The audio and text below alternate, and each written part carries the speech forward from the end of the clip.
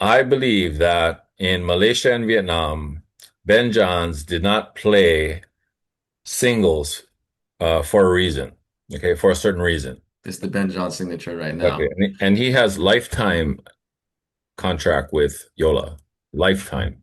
But I feel like we have high level over here in Japan. We have high level over here in Tokyo. We have high level over here in Tokyo, and they're not really integrating.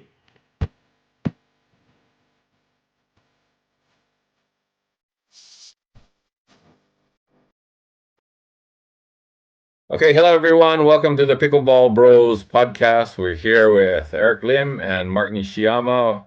Thanks for joining us. This is volume 4 of our podcast, and we got a lot of stuff to talk about. Lots of stuff happening in the pickleball world in Japan, Asia, and America. So stick around and we'll have you entertained. Okay, so first things that I wanted to talk about, Eric, and this is like it's kind of like conspiracy theory because I love those kinds of things.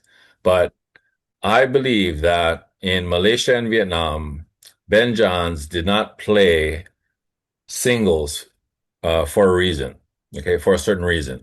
And I Okay. believe that reason was that it wasn't his fault, it wasn't his choice. I feel that it had to do with sales of the Yola paddle. So basically, I'm blaming Yola for not having him play singles. So hear me out. This is the scenario. So if you think about what happened in Malaysia and Vietnam this time, Ben Johns comes, he plays doubles, he plays mixed doubles, okay, Mhm. but he doesn't play singles, and everybody's wondering why. Everybody's wondering why. There's no one answering that question. So I did some research. I studied, some videos, and my conclusion was that if Ben Johns did play singles and lost to an Asian player, for example, I believe that the credibility of him coming to Asia would go down. Okay, you can Okay. say that for doubles. You can say that for doubles as well. And he didn't win the finals. Him and Christian Auchan lost to Tyson McGuffin and Eric Onsins. But in doubles, you have a partner, so you could always say it was the partner's fault, which it kind of was. It was that Christian Auchan was not playing at his best. I mean, he played well, okay, but it wasn't like Gabe Tardio. Gabe Tardio was there, they would win. But Christian was kind of being the alpha, and Yeah. Ben was, obviously the alpha, and two alphas don't make a right, and that was what happened. So Okay.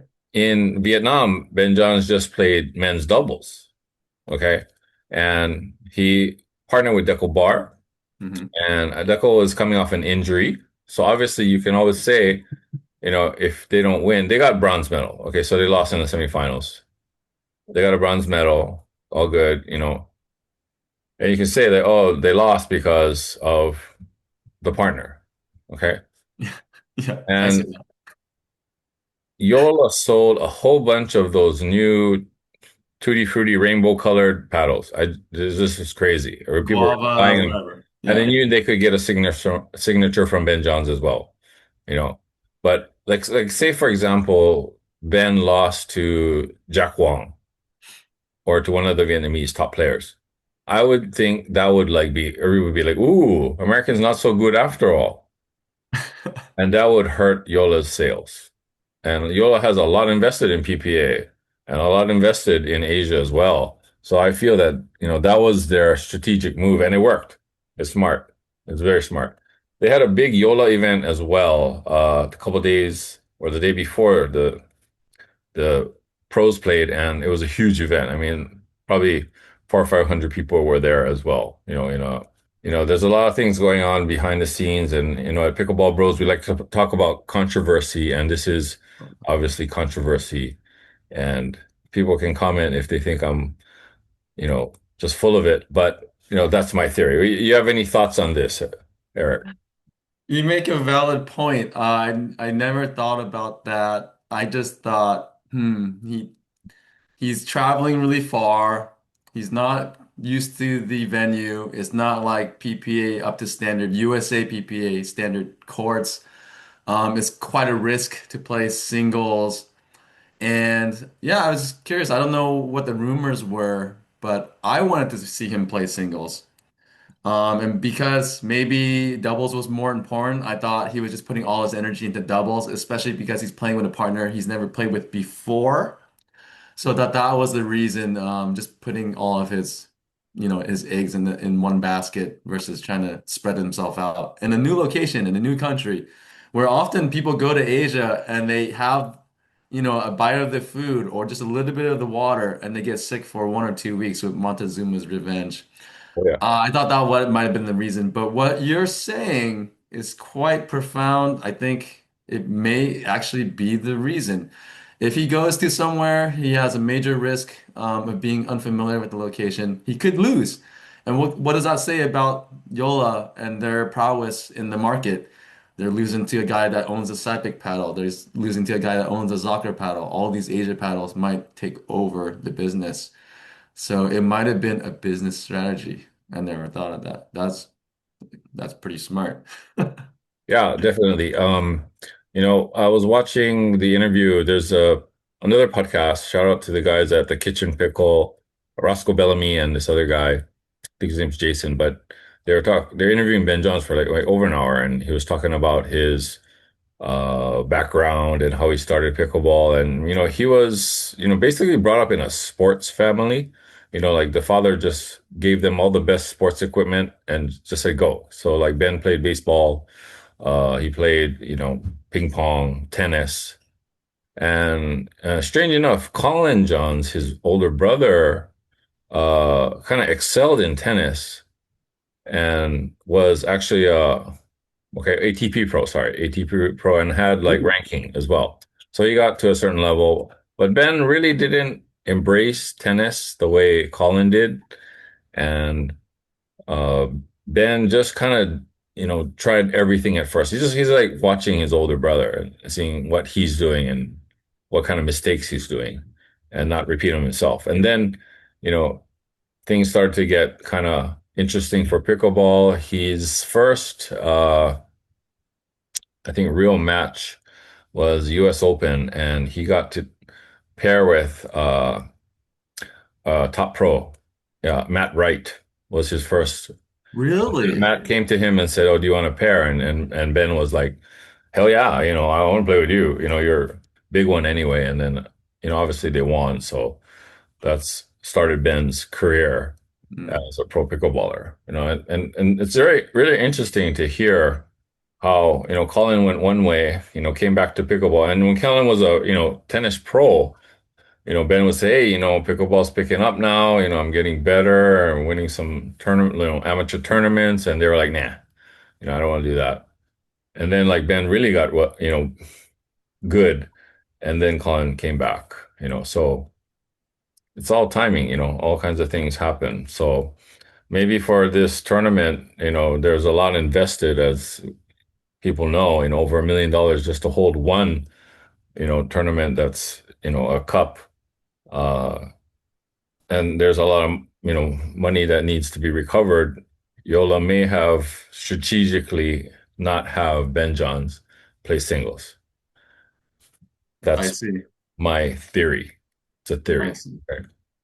Yeah, it's a pretty good theory. I mean, has Okay. anyone, I mean, they did a 1 hour interview. I didn't watch it, by the way, so I'm surprised they didn't mention anything about that. You No, probably, they didn't. But it's Ben is there at the right time. He took the market when it was right, mm, basically.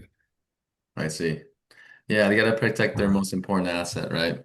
It's the Ben John signature right Exactly. now. And he has lifetime contract with Yola. Lifetime. I didn't know that. Yeah. That's a risky contract. Yeah. That's Didn't a you tell me not lifetime. to? Yeah. The Didn't you only tell me person, not the to? only other athlete I know that has a lifetime contract is Shohei Ohtani. He has a lifetime contract with New Balance. But that's because they had a long relationship before that.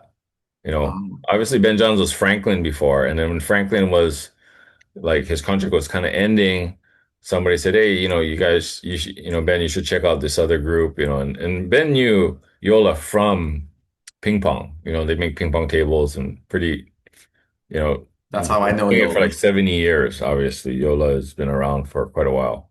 So he knew about the company, but didn't know any of the people. Just so happened the headquarters of Yola was only like, 45-minute drive from his hometown in, I believe it was Maryland. But so he went to see him, and I guess everything went the right way. So lifetime contract with Yola. Dang, that's really tough. I don't know how you can decide on a lifetime contract unless there's terms in there that say you can breach it for certain reasons or that you step up in, percentages of revenue when you hit a certain mark. Because Yeah. can't predict. I don't know. Well, how long is a sports career? Pickleball, Matt Wright is like 46, 47. Yeah. Maybe Ben Johns can play for another 15, 20 years. Geez, what a lot of things can happen from that time. Maybe he gets better, maybe he gets worse. Maybe Asia takes over the pickleball scene.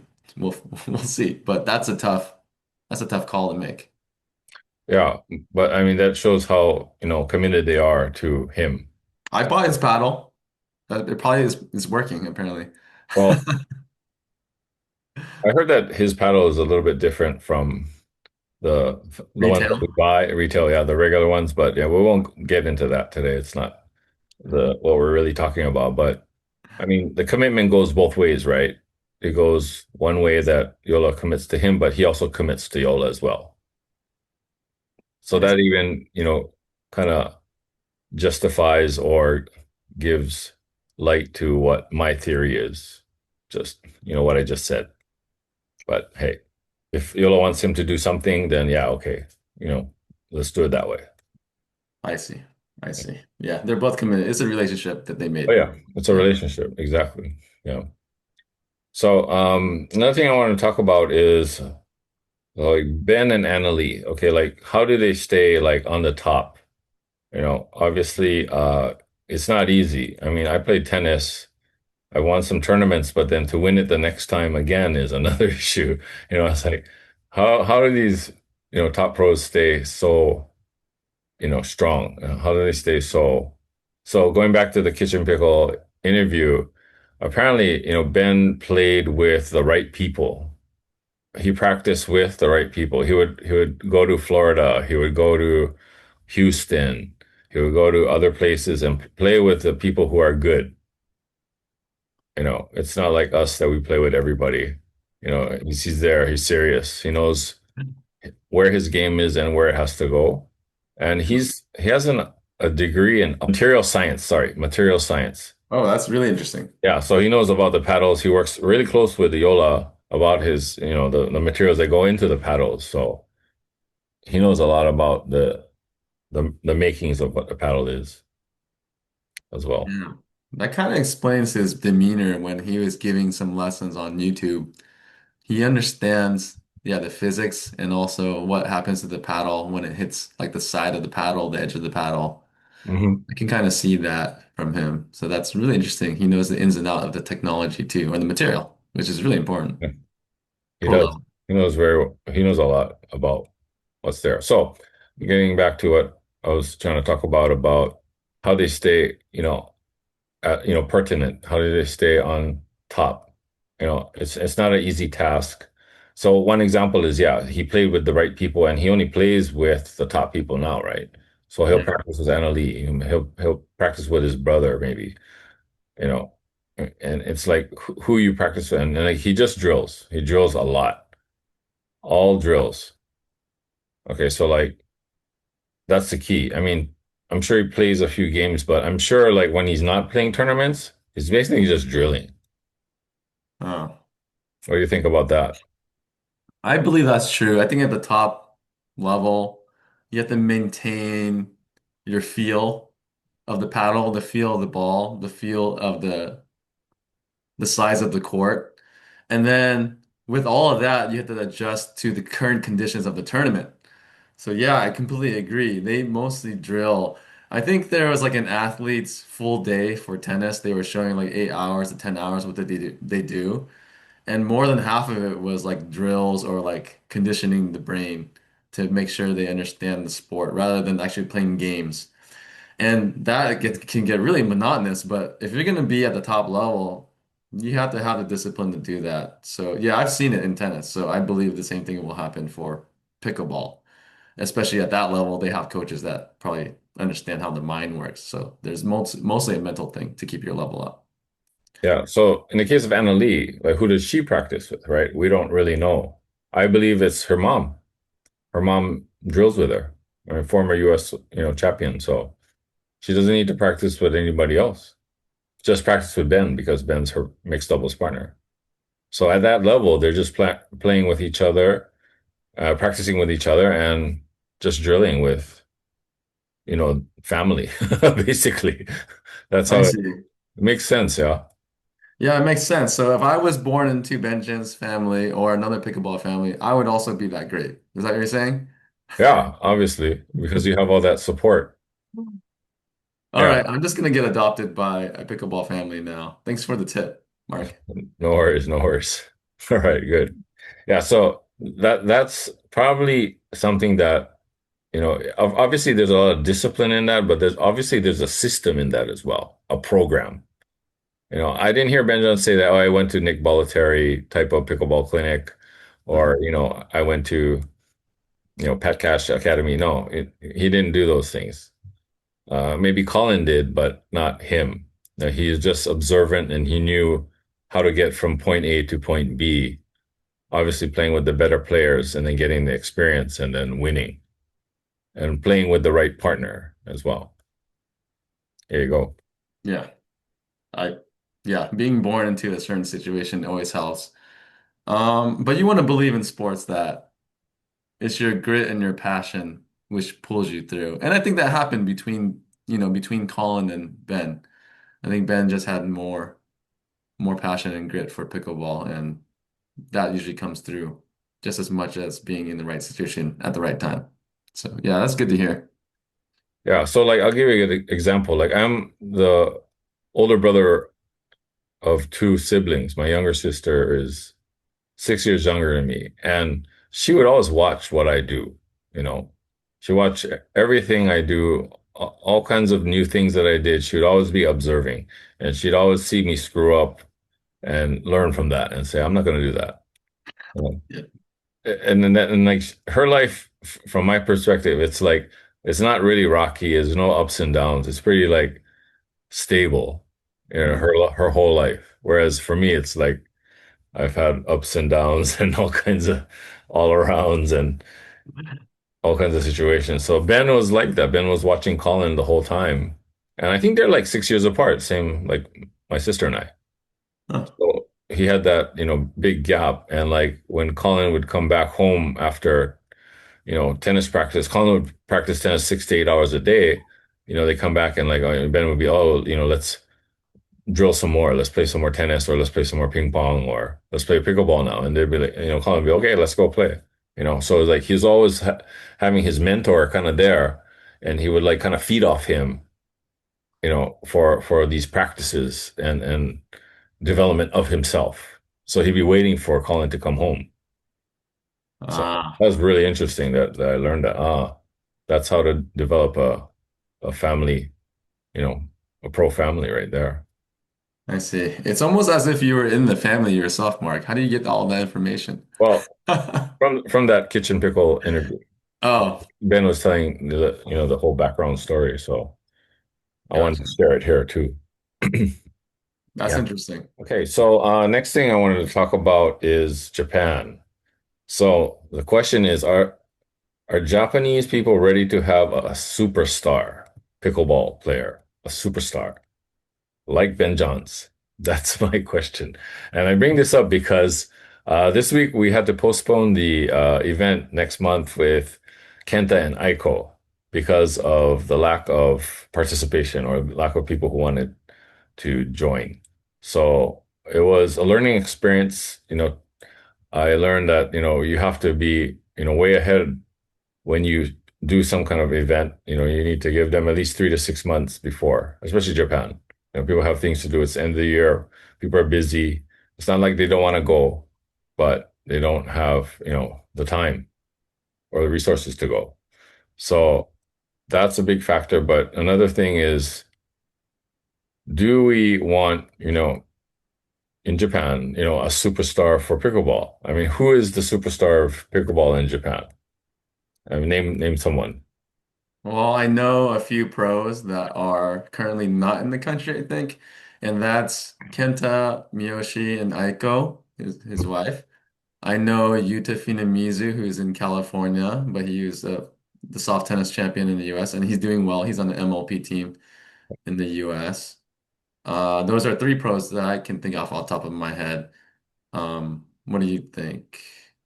Okay, well, like when I talked to my friend in Taiwan and I mentioned Kenta and Aiko, and he was like, "Oh, I just love them. They're like the the best players, and I love them because they're from Japan as well. And it's like the way he was so enthusiastic about them, made me think like they are more popular outside Japan than they are in Japan. You know, Huh. Good opinion. okay, and this kind of No. happens a lot in Japan. Like if you go outside Japan, you become more popular than you were in Japan. So I think this is the case right now in Japan that a lot of players going outside and they're kind of like worshipped and like, oh, you're a great player. I want to be just like you, but from people outside Japan, not in Japan. So my question, does Japan or is the Japanese people ready for a superstar? And my answer to that is not yet. They're not ready for that. Or maybe someone like Ben Johns or Tyson McGuffin come to Japan and then like really popularize pickleball here. So that's probably what we need to do. And I I have see. some things in the works right now. I see. When I was hearing that question, I was thinking more of the place of do we have support and resources to house a Japanese pro or a superstar? And what I'm thinking about it is that we don't really have any training facilities for that type of person. We don't have like the top level mental coach or top level pickleball I don't know, strategy coach. And so I think what happened. The three pros that I mentioned, they're outside of the country Hmm. because I don't think they can get enough support or enough people and organizations that care about them to support them in-house in Japan. They've got sponsorships from Japanese companies, but they're outside the country to train because we don't have the facilities and resources to keep them here. Yeah, good point. So I mean, you're absolutely correct when you say, resources, manpower, facilities, it's better overseas, so they go overseas. players too, right? You want Right. to play against good players, just like you mentioned how the pros like Ben Johns and them, how do they stay up at number one? They go find the right people. And luckily they're able to just stay in the US and do it because it's such a big country, many states. Pickleball is very experienced over there. Now you have them, our pros, Japan going over to Vietnam, it seems like, or the US. But Mhm. Vietnam seems to be the middle ground for them to travel back and forth between Japan to do deals or see family and friends, and then also train seriously over there. So that's the way it's going right now. Yeah, and I also see a trend where, you know, people will go to where the training is best. So, like, if I was an Olympic athlete and I wanted to train for, like, say, Winter Olympics, where would I go? Probably Colorado, right? The Olympic Village or whatever it's, there's that facility there. Okay. That's where a lot of foreigners go, outside Europeans, if the best trainers, the best facilities are there, they'll go there. So that's something that we need to consider in Japan that we don't have the facilities, and that's why our best players are going outside. Yeah, I agree. It's a competitive sport, right? And to be at the top, you have to be competitive and you can't have any downtime. So you got to play with the best. You got to train with the best. Same thing for skiing and snowboarding. When the season ends in the northern hemisphere, they flock over to New Zealand to continue their snowboarding and skiing because they cannot have downtime. They're competing against everyone else who's also training. So they can't risk it. They need to keep going. They need to keep training. Got to keep their game up and be ahead of the curve. They want to be number one or whatever they want. High level, you got to keep competing. There's no way around it. So that gives you a hint. That's what we should be doing, Eric. Okay, so I should go to Vietnam or Malaysia. That's what it's sounding like right Well, now. wherever the best players are. Hmm. Make you think. Yeah. We have good players in Japan. I Yeah. often see them I see them at the KPI Park here in Yokohama, which is our premier courts in Tokyo. By the way, if you're visiting, give us a ring. I can show you where to play in Tokyo, and Mark can show you where to play in Osaka. But I feel like our groups are kind of there's are kind of like siloed. A lot of groups stick to themselves. I mean, in the US they do that too, for the most part because of the level. But I feel like we have high level over here in Japan. We have high level over here in Tokyo. We have high level over here in Tokyo, and they're not really integrating Okay. because we don't have the open play culture. So it's all like done within line. It's an app, a chat group app, line, or like different websites where they manage attendance. And I noticed there's no crosstalk. When I was in the US, it was just like play at the tournaments, see who is good at the tournament, um, whoever's playing really well, try to get them on your team or to come practice with us, and then crosstalk and try to play different pairings of all these best people. And we conglomerate like all the people of a region, either a city or a state, into this big chat room. And even I'm able to play with 5.5, 5.8, even 6.2 in Portland. Jason Bach, who's strangely small world. Jason Bach is part of the MLP Australia Asia Aces team, which Yeah. has Kenta and Henko. So I don't know why that happened, but I'm from that area and now I'm here, and then it just happens to be that I can play with these people. So to me, it's been easier to integrate people in the US, maybe because it's a diverse melting pot. People are easier to integrate. But Japan, I think they could all get better if they would not silo themselves, but maybe they have their own reason. Loyalty to a team, keeping to their culture, keeping to their own team to strive forward. I don't know, but I think the best of the best should train together so they can compete against the US. I don't know. What do you think? Yeah, well, that's Japanese culture. It's group oriented. It's nobody should like stick out from the other players. They all should be about the same level, playing with each other and, not rock the boat, as we say in Uh, Japan, which Stay is actually, 5-0, which is stay on good the and 5-0 bad. boat. Yeah, stay in the 5-0 boat. So it's good and bad because obviously you can find, same level players, which is good for keeping your level of play, but then you want to always, try to play with better players and they're not here. That you have to go overseas. So, it's really strange. I find that like at these big tournaments, that that's when all the good players are together. So that's when they practice in a way. Yeah, I agree. I always complain to people that my best practices are at tournaments, which is the wrong place to practice, but it just seems to be. That's where I can practice my best shots and see the reactions from better players.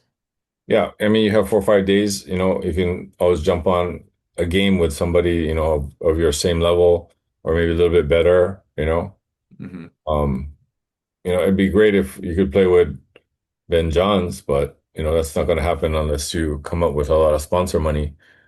I mean, Yeah. you can play with your same level players, basically, or someone of that level from another country that you've never played before. And that's kind of interesting. I like that part of, going to tournaments and things.